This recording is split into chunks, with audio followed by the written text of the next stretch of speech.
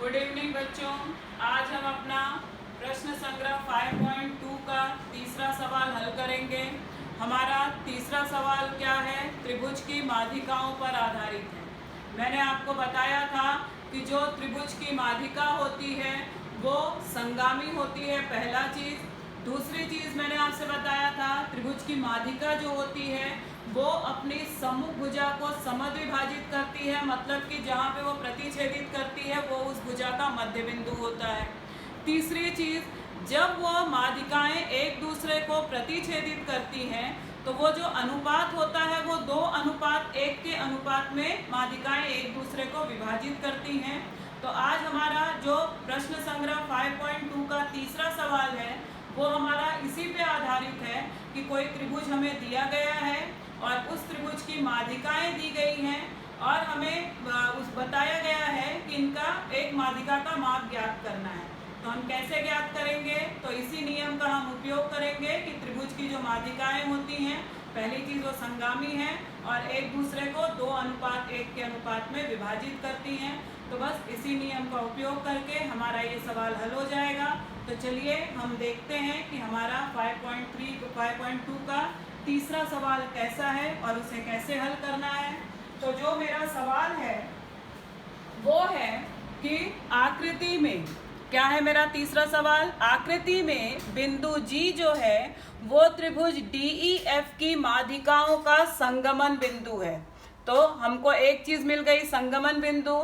किरण DG पर बिंदु H इस प्रकार है कि हमारा DGH एक रेखीय है तथा हमारा क्या हो जाएगा, DG बराबर है GH से, ये हमको दिया है।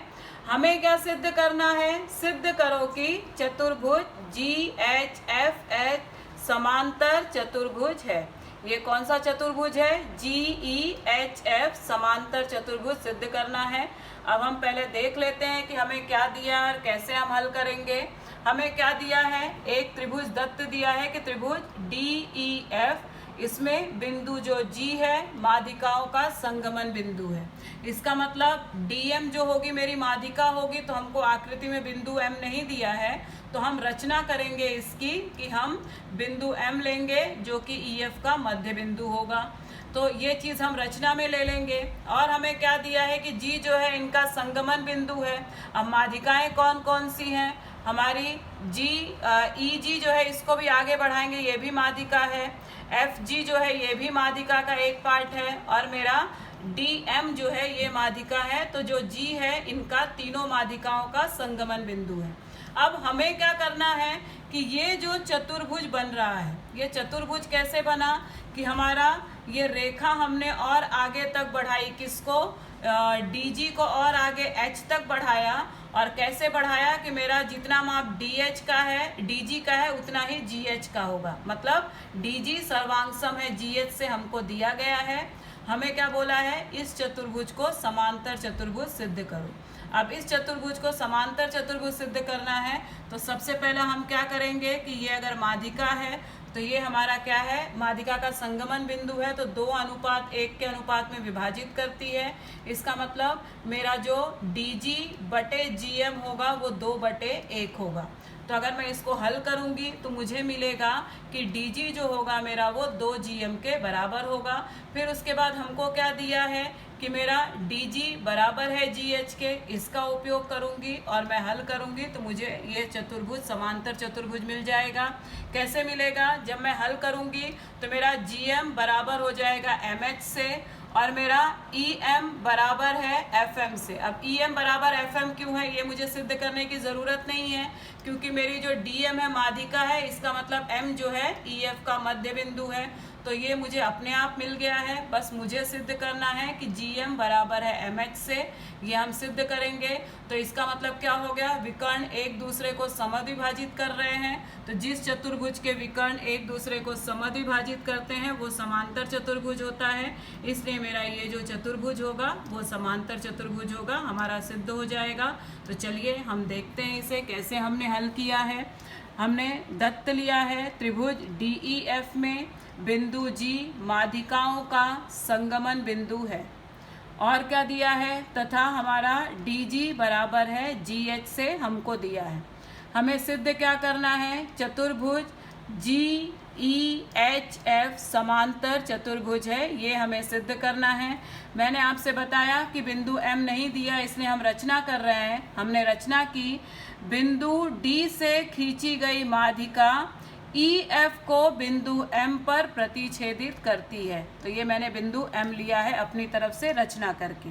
अब हम उत्पत्ति शुरू करेंगे। त्रिभुज DEF में बिंदु G माध्यिकाओं का संगमन बिंदु है। त्रिभुज की माध्यिका एक दूसरे को 2:1 के अनुपात में विभाजित करती है। अब 2:1 बोला जाए तो मैंने आपको दिखाया था आकृति से कि DG अनुपात GM बराबर 2:1। अब अनुपात मतलब बटे होता है, इसलिए मैंने लिखा है DG बटे GM बराबर 2/1। अब अगर मैं तिर्यक गुणा करूं तो 1 में DG का गुणा होगा तो DG वैसे ही रहेगा और 2 गुणे GM हो जाएगा। इसको मैंने नाम दिया समीकरण 1। हमें क्या मिला, DG बराबर 2GM, समीकरण 1।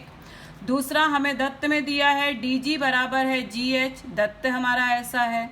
अब DG किससे किससे मिलके बना है, GM प्लस MH। अब ये एक बार आकृति से हम देख लेते हैं कि क्या है हमारा DG। हमारा ये जो DG है वो हमारा किससे किससे मिलके बना है, GH के बराबर है, मगर GH किसका है, GM प्लस MH। तो इसलिए DG किसके बराबर हो जाएगा, GM प्लस MH के बराबर हो जाएगा, वही मैंने यहाँ पर लिखा है। तो चलिए अब हम अपना फिर से आगे बढ़ते हैं सवाल में।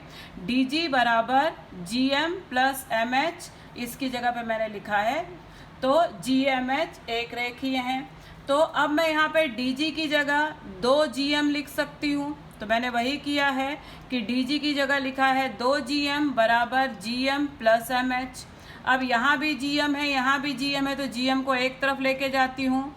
2GM ऋण GM, अब यहाँ पे ये धन में था, इधर जाएगा तो ऋण में हो जाएगा, ऋण GM बराबर MH। अब 2 में से 1 गया तो GM बराबर हो जाएगा MH से, समीकरण मेरा 2 हो गया। अब मेरा यही हो गया, एक विकर्ण मुझे समद्विभाजित मिल गए, दोनों उसके भाग सर्वांग सम। दूसरा तो अपने आप मध्य बिंदु है। तो अब हम चतुर्भुज में चलेंगे।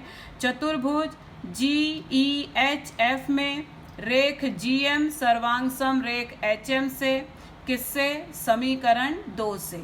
एक चीज हमने सिद्ध की है, रेख EM सर्वांग सम रेख MF से, DM माध्यिका है, इसलिए M क्या है, EF का मध्य बिंदु है, सर्वांग सम होंगे। यदि किसी चतुर्भुज के विकर्ण एक दूसरे को समद्विभाजित करते हैं तो वह चतुर्भुज समांतर चतुर्भुज होता है। इसलिए ये दोनों समीकरण से हमारा क्या हो जाएगा, चतुर्भुज GEHF एक समांतर चतुर्भुज है। हमारा ये सवाल सिद्ध हुआ। आप लोग देखिए। धन्यवाद।